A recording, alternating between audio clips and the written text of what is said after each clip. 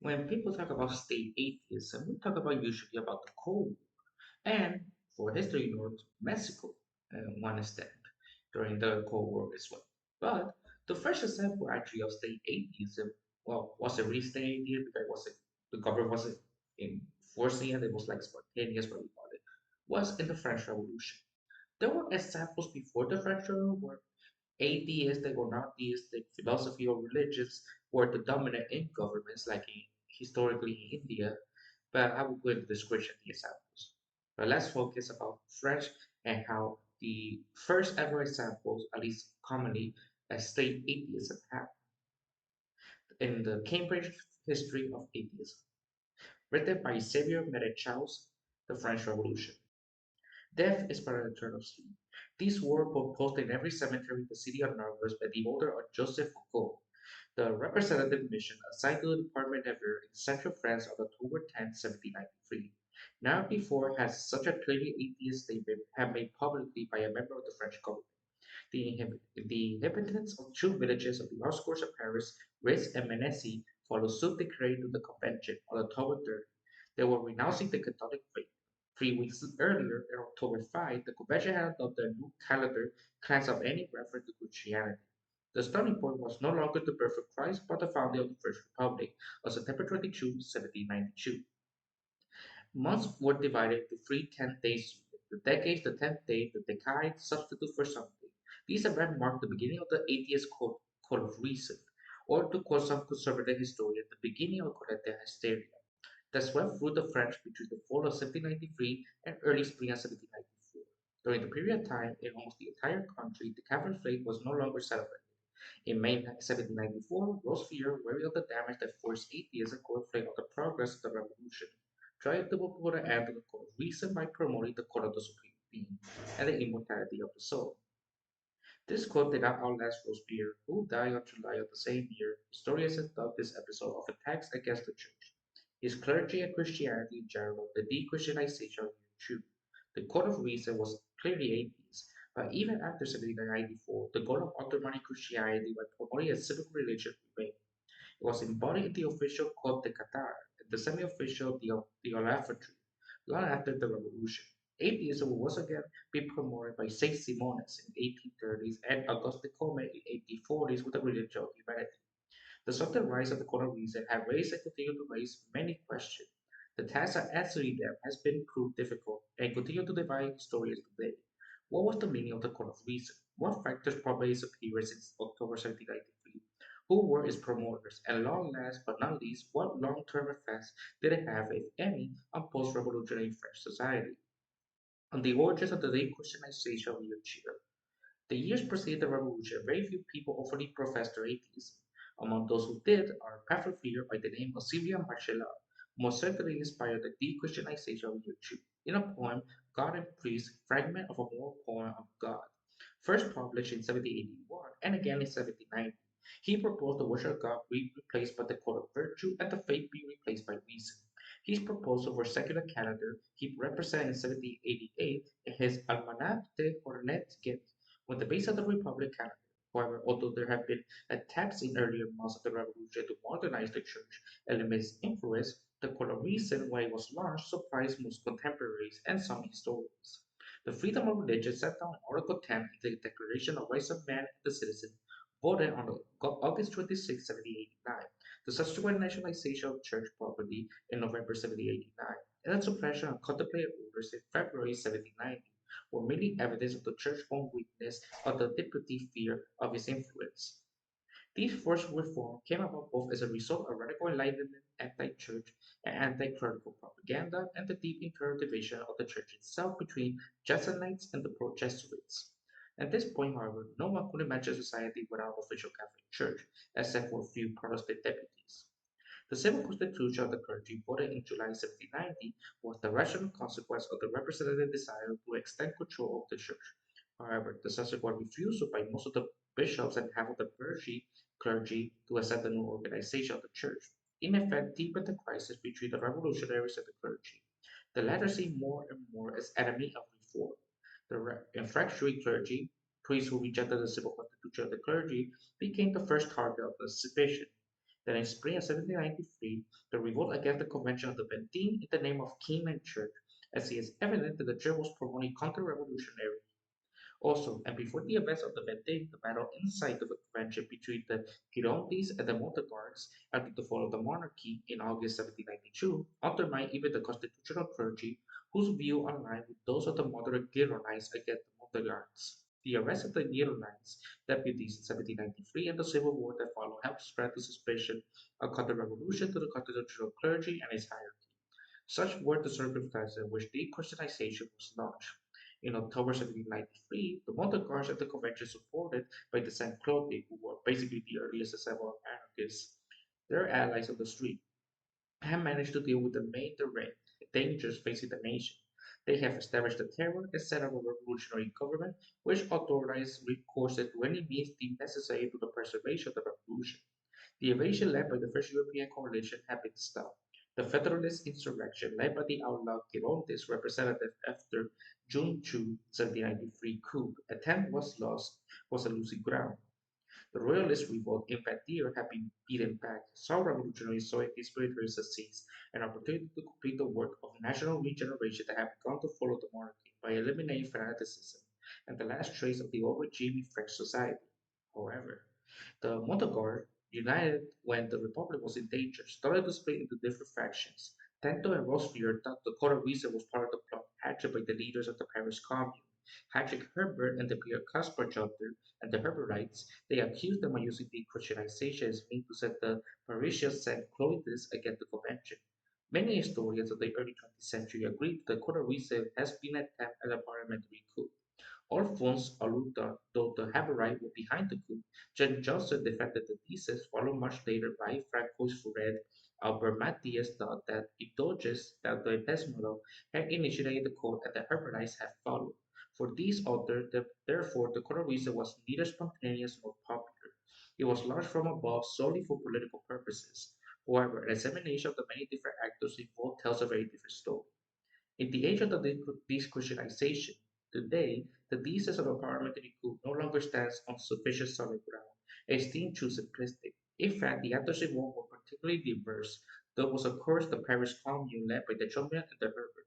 They launched the first anti-clerical measurement after August 10. Chaumet's attitude, however, was ambiguous. He attempted to hold back the iconoclastic facade of the Notre Dame Cathedral, and on November 29, he resigned the municipal decree on November 23, 1793, mandating that all places of worship be closed and the priests be persecuted. The Paris section also took part on September 12, 1793. The Pantheon section demanded a close de la Liberté, where the horrors of fanaticism was to be taught every Sunday. The section was particularly active in implementing the measurement dictated by the Commune. Also, as members of the Revolutionary Army created by the Convention of September 5, 1793, the Paris sectionaries spread the good word in the province. This army was charged with ensuring the provision of supplies to the army and the towns and its members, playing an important role in launching the de-Christianization in the province's first ground Paris, and on the way Lyon was finally succeeded around the city of Lyon itself. The regular army also certainly contributed, particularly in the border regions, although its role is more difficult to dodge. The Saint-Cloud geese of the suburb closest to Paris were also essential players. It was under their impulse that the towns of Ruse and Messene became the first municipality to renounce the Catholic faith on October 30, 1793. Still, the role played by the convention should not be undermined. It was the registered body of the decolonization, and at times it was promoted when it ordered the destruction of the royal tombs at Saint Denis. This despite the fact they attempt to slow its progress, issued a decree initiated by Robespierre of December 6, 1793, re-emphasized the freedom of religion. Last but not least, the representative mission are thought to have been initiators of deep Christianization in the provinces, most notably Fauche in the department of Nieved and Abite in the Ain. Still, even they did not act alone. They relied on local actors favorable to decolonization and loyal to the rulership and government in Paris. These include the municipalities, often duly purchased of opponents, the surveillance committee, and people's societies, as well as the local revolutionary armies. It is therefore difficult to single out the real instigator among the many different participants. A civic ceremony celebrated in Laon in the department of the Aisne of 10 July Year 2 or October 31st, 1793, provides a good example of the web of responsibilities involved all the groups mentioned above playing their part. The festival was organized by the Popular Society along with the help of representatives of the Parisian section. They signed in the report, you know, seen to the convention at the Saint Throne of Paris or our brothers in arms, on whom Barrett, a member of the party of Francis Secession, gave a civil speech. The regiment stationed in the city, the 26th Regiment at Charleston and the 6th Regiment at Hussars, also played an important role, especially by providing the music. However, the main instigator was the representative mission Louis Flexi Rose, who laid out in this direct speech the real principles of republicanism, extolled the steadfastness and courage of the Cyclosic, and denounced the superficial advances of the republic's internal and external enemies.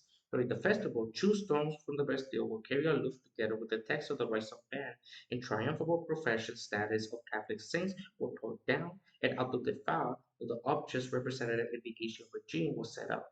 After we free of liberty was planted. Finally, as the author of the address of the convention said, and I quote, we proceed to the house of so-called Catholic folk, and there were dance and a joyous fraternal meal. Each citizen brought a bread and stew. The citizens or the citizen wives sharing the general rejoice with their husband and children. In the end, several choirs sang there was dancing patriotic couplets, followed by jubilee cries of joy, and the country refrain was "Long live the Republic, the Constitution, and liberty." Rounds of cannon fire shoot their air, and the early delightful moments of which citizen rose, the people represented was the soul. End quote. This patriotic festival was forerunner of this Christianization. Still, an investigation into who exactly was responsible threw up even more questions. Certainly, the Paris sectionnaires, the regular army, as well as Representative Rose, seem to have played an important role. However, according to the historian Richard Cobb, Rose and Victor and the Bishop of Altamont took part only reluctantly. Only under pressure from the Parisian Revolutionary Army station in Laon did he renounce his sectorial functions and marry a woman in Laon. When the Popular Society alone acclaimed our Parisian brothers in arms, it most probably met this army. Furthermore, alongside Rose and some elements of the Parisian Revolutionary Army, still another representative conducted decristianization in Aïstic, Cibrian Pallier Lejeune, in October 24. So very early in the movement of decristianization, Lejeune had married four canons from town of the Lavierie and had forced 15 other priests to activate and redo their letters of priesthood.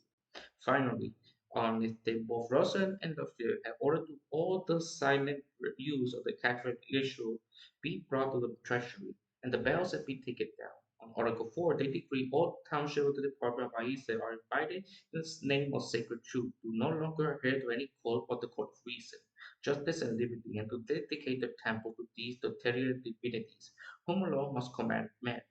Although historiography had traditionally addressed the role of the French capital in the Christianization for both the Revolutionary Army and the representative mission, variable pronounced so with unlimited powers, and notwithstanding the previous example, one should be careful not to generalize. In some departments, the Christianization was in fact led by local personalities. Ulysses Genter, a former priest and a professor of philosophy at the University of Bonn, provides a good example of their role. Having been named public accuser for the Revolutionary Tribunal in the Bahrain in May 1793, he abdicated the priesthood to marry.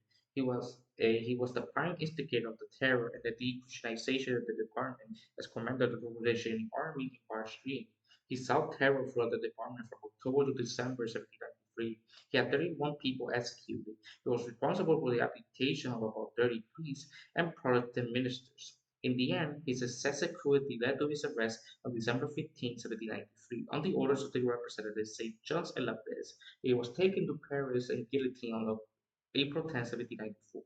However, Bastille, located far from the center of France and so less susceptible to influence from Paris, remained atypical. The Department of Nieve, being a more typical case, is a better place in which to throw some light on all the different actors involved in launching the movement into provinces. They were all there. The peoples of Representative Geoffrey Bourgeois, assigned to the Nieve in July 1793, Chalmette, the persecuted Somtek of Paris, represented the department from 18 to 23 September. Local members of the Saint Clovis, such as the Popular Society of Nieve, led by Socrates the Moor, the local revolutionary army. In an article that greatly contributed to our understanding of the decristianization of the provinces, Nicole Possul had investigated the diverse responsibilities. She described how, having arrived in Nair on July 29, Fortune acted consciously at first in order to avoid offering religious belief while enlightening those who held them on the main political events which they might find themselves involved. Then this court changed radically after explaining his speech against priestly celibacy on September 23rd. The local administration made it into decree 2 days earlier. Fauch then spent a week in Orleans, where with the help of the local revolutionary army, he set up a policy of de-Christianization that would later be implemented in the whole department. His decree of October 9 and 10 meant they dismantled the steeple of those parishes that had been closed, the prohibition of any public manifestation of faith, and the secularization of burials and cemeteries. The Revolutionary Army, on the other, with 300 to 350 men, became notorious for its iconoclasm, directed any object representing feudalism or religion, particularly in the district of Clemency, closing churches on 20 Plumet and in Kobani Diocesan. And the Mollies were between 25 to 30 Plumet. They closed churches, engaged in iconoclasm. The Germain inspired forgery, or it was the other way around. The Paris Commune had started to move towards secularization of burials as early as 1792. This could have inspired forgery, but for the fact that Commune launched its own anti-religious iconoclasm on October 23, 1793, almost a month after Germain had returned to the capital. Some contemporary testimony portrayed Chalmers as a mere assistant to Fauci, a certainly not prime mover de-Christianization. Both men shared the same political and philosophical sensibilities, and Fauci did not need a Parisian to guide him in matter of policy. But what about the local powers? According to Nicole Bossa and Sergio Bianchi, the representative in Mission launched de-Christianization to gain the support of the local leaders of the Saint Clotilde, the avant-garde of the people, and Niagara, the Jacobin avant-garde, and so intermediate between Fauci and the masses. However, the short list of local de-Christianizers compiled by Nicole Bosso includes only members of the Alfred bourgeois of the Niagara, no peasant, no shopkeepers, or no craftsmen. Certainly, Bush had waited for the best opportunity to launch his campaign, either to be sure he will have support of the leaders of the Jacobins or the contrary following their lead. It makes no difference in the end. Fauci and the 10 or so activists of the Niagara were part of the small minority in power who all shared the same anti-clerical and atheist ideas characteristic of their social class. Did they really need a policy of de-Christianization in order to enjoy popular support? I doubt it. The Montague's economic policy should have been enough. Also, this type of Marxist-inspired interpretation of de-Christianization gave too little importance to the role of representative and mission. Fauci, Albito, and many others like they took their anti-clericalism, in some cases their atheism, with them when they came to the provinces. They waited until the opportunity arose to launch de-Christianization. With the help of the local minority, elements still, in most cases, the representative was also instigators. In fact, although in Paris, it's the vision of the middle and lower classes were to consider degrees already de-Christianized. In the province, they touched only the elites and minorities among the poorer classes. This is why had there not been the representative mission and the authority of the nation, that push toward de-Christianization would not have had such a wide-reaching impact. The desacralization of death and the rejection of the dogma of resurrection portrayed by Vulture poster in the cemetery in Niagara went far beyond anything the local San Crocus would have imposed. It was in any case a violent affront against the belief of the great majority of the people. That policy was nothing but a fruit of Vulture's own philosophical convictions. In the end, the local Montagues would never have been able to order on their own the massive dismantling of religious structures or the compulsory retention of so many priests. Only Albite who imposed these orders. Those responsible for the attacks against the constitutional clergy and the first marriage of priests were the representative and mission. Only they continued to promote de-Christianization long after Robespierre's death and the end of the terror. Albide, for instance, was still presiding over the Abdicare priest in Nice in September 1984. September 1794, my mistake. Forged as a military police under the Consulate was still pursuing anti-clerical policies, hunting down fractionary priests and hunting them out of France, thus provoking the consul's anger. The extreme anti-clericalism and atheism in some cases that manifests itself during the episode of de-Christianization therefore seemed confined to the elites in both in Paris and in the provinces, and to lower classes in Greece. In Paris, however, the studies in the revolutionary festivals of year two demonstrate, for instance, their great popularity in Atheism seem to point to popular support for what they've often been anti-religious celebration. What in fact was the case? In the revolutionary festival year two was a manifestation of atheism. The atheism of the Court of Reason was presented in the more or less sophisticated ceremony that took place in churches that had been converted into temples of reason. A church building would be configured to celebrate the Fiesta de Calater, or the 10th day celebration, in place of the Sunday Mass. These ceremonies were added to the festival to for the martyrs of the Republic and for the Republic's victory. And later, the Festival of the Supreme Being is to do as a call by decree of the convention dated in May 7, 1794. The Festival of Reason, the Fiete de Cadei, were clearly atheist celebration, but the other celebrations were also considered as contributed to de-Christianization and the fight against Catholic religion, its church and its clergy. The Festival of Reason and the Fiete Cadre represent 30-40% of the festival held during year two, not including the Festival of the Supreme Being. The Festival of the Martyrs of Liberty make up to 50 to 20% of the whole. They honor the memory of Marat, Louis Michel Lempertier de Saint-Fargeau, a member of the convention assassinated on January 20, 1793, just before Louis XV execution, and Joseph Chalier, a Jacobite guillotine for the revolutionary city of Lyon in July 1793. These men were held at the Revolutionary Trinity or Triad. The festival celebrated the victories of the Republic were most frequently mounted to 40 to 50% of all the festivals held during year two. Only the latter was conventionally involved on 4 Noviembre year two on December 24, 1793. It decreed a national festival to be held throughout France on January 9 to celebrate the return of Toulon to France. These victory festivals will continue as the army won still more battles until Thermidor. How to explain this code? The Revolutionary Festival year should stand out among other types of celebrations of the period because of the popular support they enjoy. Should one therefore conclude that the majority of the population adhere to the Christianization of year two? The answer is no. Historians of the Revolution faced with these apparent contradictions and had difficulty capturing such a complex phenomenon. A summary of the various interpretations was provided by Sergio Bianchi in an illuminating article on de-Christianization year two, and I quote, Catholic historians will now learn and highlight the close relationship between the Catholic ritual and the revolutionary code. Allard was as Jarrell thought that the revolutionary codes were popular only because they provide religious transfer, a substitution of values inside a essentially unchanged framework. For this part, Albert's support emphasized secretism. For him, the secularization of revolutionary values occur, and for the most part, the rise of the new code worked by transportations of Christian rituals in every case, as Bernard Proudhon also thought. The point was to satisfy need of a religious nature, create a bridge between the old ways and the new ways, acknowledging the end of the people still need Jesus and his saint. End quote. Serge Bianchi has questioned this idea. He has shown that St. Clovis of Paris and its environments were recruited among sectors of the population who already de-Christianized or under de-Christianization.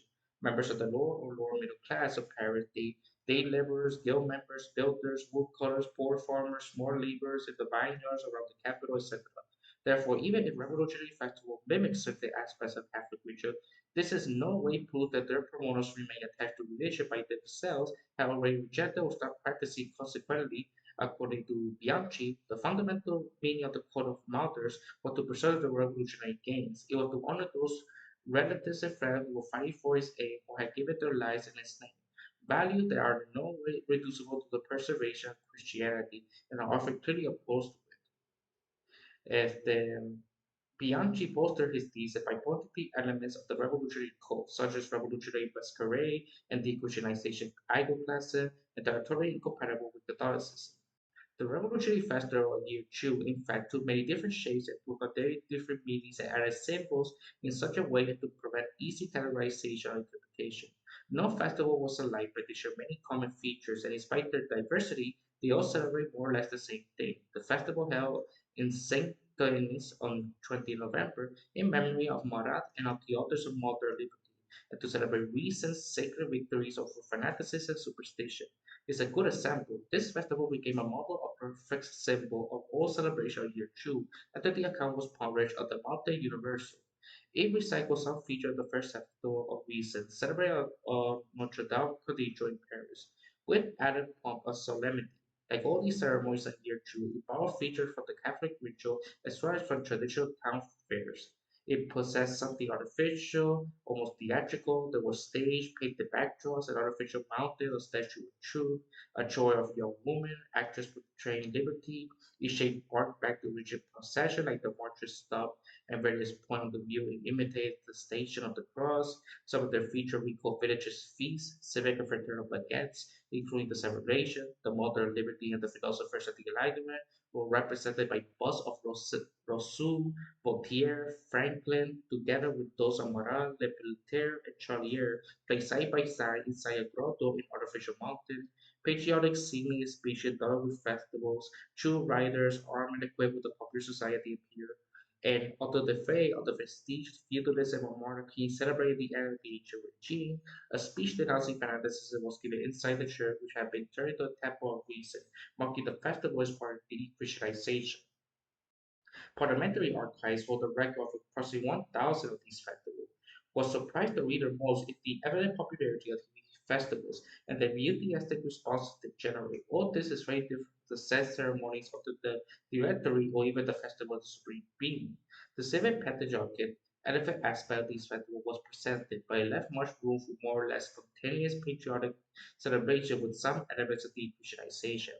After one such festival, to celebrate the victories of defunct Toulon and the victories of Moselle in the Rhine, Representative Mission Mao reported the following, and I quote, during the proceedings, the young people shouted cries, long live the Republic, after each refrain of the patriotic songs. There were several speeches, and the effect was such that, on their way down from the fort, the people brought out the conventional and burned it in the center of a circle formed by all the townspeople of Big J. All this was with thousands of cries of long live the Monday, long live the Convention, long live the Republic, one and the indivisible, a frugal bacchanal, followed by dancing, adored by the female citizen of Piche, but the fitting end of the festivities. End quote. These festivals were in fact equal measure patriotic manifestation and part of de-Christianization. Indeed, Allah's first interpretation was that de-Christianization was first and foremost a means or an expedient by each to defend the nation to defend the revolution. It was necessary to take all power away from the anti-patriotic or counter-revolutionary priests, which amount to the same thing. I will go to further in the fact that these festivals were more Republican than patriotic. They celebrate the many different benefits brought to the revolution, the end of the ancient regime, everything they represent, feudalism, monarchy, the church royal society, the advent of the republic, the birth of universal suffrage, republic's victories, all this without rejecting the Catholic religion. I therefore agree with Biaggi, who in a recent book of the village around Paris revised some of his previous conclusions, knowing that the Republic's civic values that are taking hold do not eliminate all the beliefs. The most politicized villages experience decristianization as immediate and objective membership in a political and ideological dynamic specific to your truth, more than as a philosophical reason instead against Catholicism and its contempt. The people's euphemism, or to quote our Lord, the atmosphere of militant jubilation and deceleration is undeniable. A look at the register of address to the convention reported that each festival gives ample evidence of their success. Most took place in the northwest of France and the region of Paris. From there, all along the Rhone Valley, by even Brittany account for quite a week. What to say in light with these evidence sets about the code of the supreme being that the convention established by the decree in May 7, 1794? Historians have always separated correctly, in my opinion, the color reason from the color of the supreme being. Scholars from the first generation historians of the Revolution, such as Adolphe Thiers and Philip Boucher, praised Robespierre for his effort to preserve the freedom of religion and for abolishing the atheism of the code of reason by replacing it with the supreme being. Among the second generation historians, Alfonso Esquivel and Louis Blanc remain close to their predecessor, representing Robespierre as defending a religion of emotion against atheists and its political coloring anarchy. Other authors, Alfonso de la Marte, Jules Michelet, and Edouard Quint, on the contrary, are very critical of Robespierre is attempt to create state religion. Lamartine, because he was freely Catholic, Quintin and Michel because of their anti-clericalism, then lead to the Supreme Being to Robespierre dictatorship. In Michel's words, the day of the dictatorship appears a future king of priests. France already disposed of it as it was Louis XV. The biggest difference between the Code of Reason and the Code of Supreme lies in their origins. The Code of Reason appeared more or less spontaneous, while the Code of Reason was decreed by the Convention on the impulses of Robespierre. How was it received? The great number of favorable reports, 1,235 in less than 4 months, according to Walden, sent to the Convention might lead to one to conclude it was popular. The opposite is true. These reports represent the relief felt by those writing them to the excess of the atheist Code of Reason and the Christianization had come to an end, rather the real support of the new religion, which in case was to disappear immediately after Robespierre's death. The civil code, on the other hand, which had been instituted concurrently with the Code of Supreme Being, was to have a very different faith. So, in the next video, I will continue the decline of theism and to see how the cause of being led the downfall of theism as a popular option.